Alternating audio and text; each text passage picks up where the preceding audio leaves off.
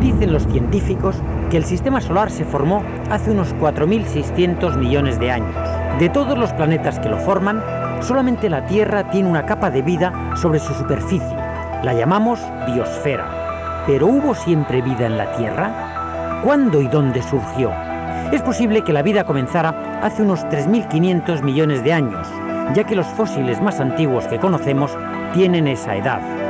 La vida comenzó en lugares parecidos a este, lagunas marinas poco profundas, templadas, ricas en sales y en moléculas orgánicas, y los protagonistas de esa vida fueron microbios mucho más sencillos que estos que ahora la pueblan. Escuchémoslo en voz de Lynn Margulis, la máxima autoridad en estos seres pequeños que pueblan el mundo microscópico. Son fascinantes y además tienen mucho que ver con nosotros, es decir, es de este mundo que viene el suelo, y viene el aire que respiramos. Y voy a presentarles a ustedes un otro mundo y con el paso a paso se empiezan a comprender que el planeta, toda la superficie del planeta es una cosa viva. Este protozoo que vemos tiene núcleo y muchos cilios para nadar. La vorticela tiene núcleo y un pedúnculo en forma de muelle que se dispara para capturar sus presas. Sin embargo, estas bacterias, cuyo flagelo les hace dar y dar vueltas, son más sencillas, más pequeñas y no tienen núcleo. ¿Serán todos estos microbios semejantes a los primeros seres vivos? Vamos a acercarnos, como en una especie de película a cámara rápida, a la historia de los primeros seres vivos en la Tierra, una historia de nada menos que 4.500 millones de años.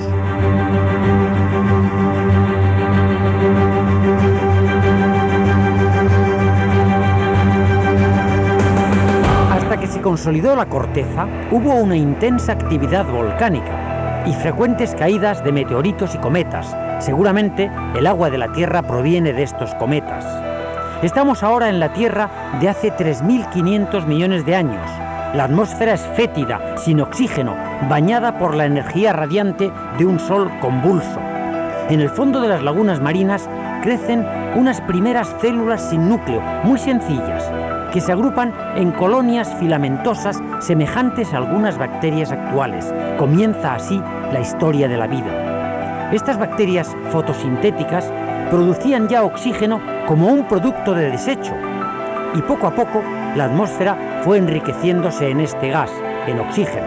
Hace unos 1.500 millones de años, los mares se poblaron de seres unicelulares más complejos. En su interior tenían una nueva estructura, el núcleo, y a partir de allí comenzó una frenética carrera. Surgieron seres vivos formados por numerosas células especializadas. Son los seres pluricelulares. En los mares se siente ya una explosión de vida. Se empiezan a poblar de animales con esqueleto, que más tarde van a colonizar la tierra firme y crecerán en número desmesuradamente. Hace unos 200 millones de años, los dinosaurios se van adueñando de la tierra, también de los cielos, y con ellos muchas otras especies animales y vegetales. Pero la extinción de los grandes saurios hace 65 millones de años permite a los mamíferos ir expandiéndose como un reguero de pólvora. Primero pequeños ratones, después los monos. Y por último, hace solo 2 millones de años, nosotros, los seres humanos, unos recién nacidos, poco más o menos, sobre este viejo planeta. Como hemos visto, a veces las pequeñas cosas generan grandes cambios. Nuestros viejos y queridos, los pequeños microbios, fueron los primeros seres vivos y además, con su fotosíntesis, comenzaron a poblar la atmósfera de oxígeno. Estos son fósiles de aquellos pioneros de la vida. Estas rocas se llaman estromatolitos y están formadas por capas alternas de bacterias primitivas y de sedimentos calizos. ¿Se estarán formando estromatolitos actualmente?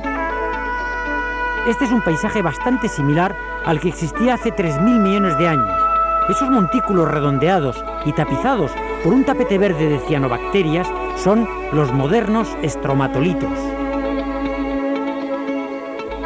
Las cianobacterias son bacterias fotosintéticas.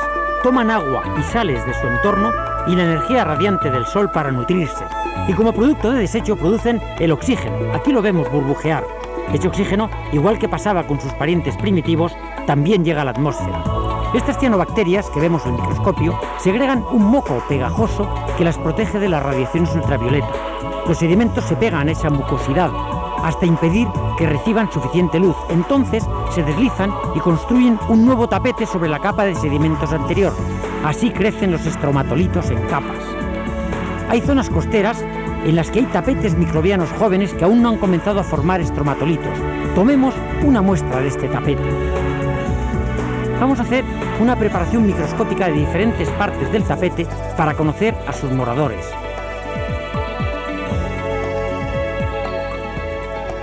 Lo colocamos en el microscopio y aquí las tenemos de nuevo. Ahora estamos viendo una cianobacteria llamada Microcoleus, que es la que coloniza los nuevos territorios extendiendo el tapete.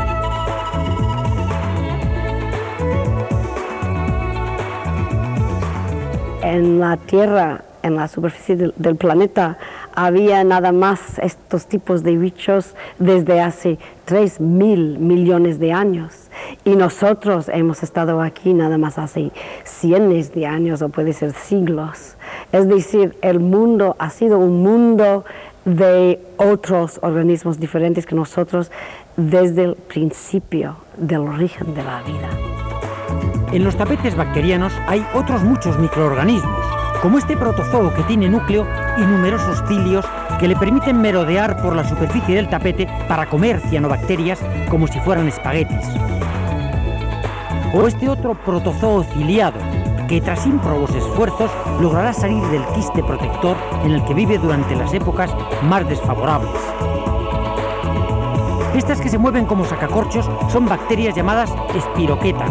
Son mucho menores que las anteriores y carecen de núcleo. Parece que prefieren la luz. ¿Será que les gusta sestear al sol? Los microorganismos han colonizado todos los medios. Se extienden por toda la superficie terrestre, en el suelo que pisamos, en el aire e incluso en el interior de nuestro cuerpo. Las bacterias se reproducen por bipartición, como estas. Cada individuo se estira, se estrangula, se divide en dos. La velocidad de reproducción es espectacular cuando abunda la comida.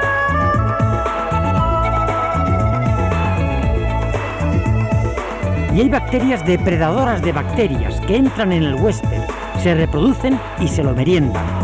Los pequeños vibrios se comen a los grandes y pobres espirilos.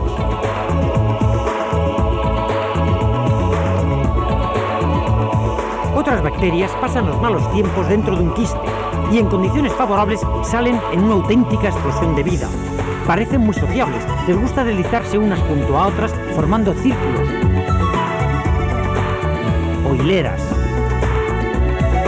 Algunos mohos del fango tienen un ciclo reproductor un tanto curioso.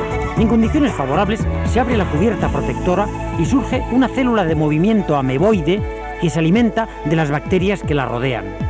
Si el alimento flaquea, ocurre entonces un hecho sorprendente. Las células se desplazan hacia un punto de reunión y comienzan a formar una estructura multicelular parecida a una babosa, aunque naturalmente nada tienen que ver con este caracol sin concha. Aquí las vemos reunirse. Pero ¿cómo se ponen de acuerdo? ¿Qué señales se transmiten? Son misterios que quedan aún por resolver. Esta estructura multicelular repta por el suelo y cuando llega a detenerse, las amebas de un extremo forman un delicado tallo y en el otro se forma una esfera repleta de esporas que repetirán el proceso asexual.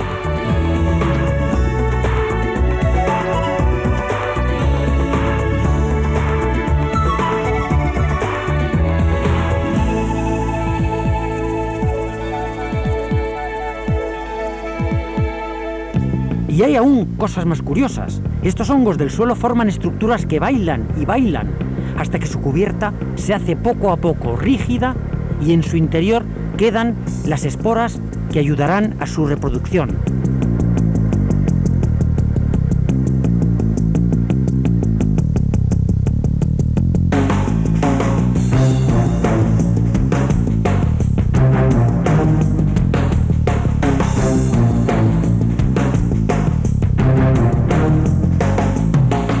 El mundo de los microbios está formado por un gran número de seres vivos, unicelulares y coloniales, que tienen en común el hecho de ser muy pequeños en tamaño, por lo que solo pueden ser vistos con el microscopio. Aun siendo muy pequeños, han sido y siguen siendo muy importantes en la historia de la vida sobre la Tierra. En primer lugar, porque fueron sus primeros pobladores. Además, porque formaron el oxígeno que hoy tenemos en la atmósfera. Y en la actualidad son indispensables en el ciclo de materia y en el flujo de energía de los ecosistemas. Y nos permiten fabricar queso, yogur, vino, cerveza, y de ellos obtenemos medicamentos y vacunas.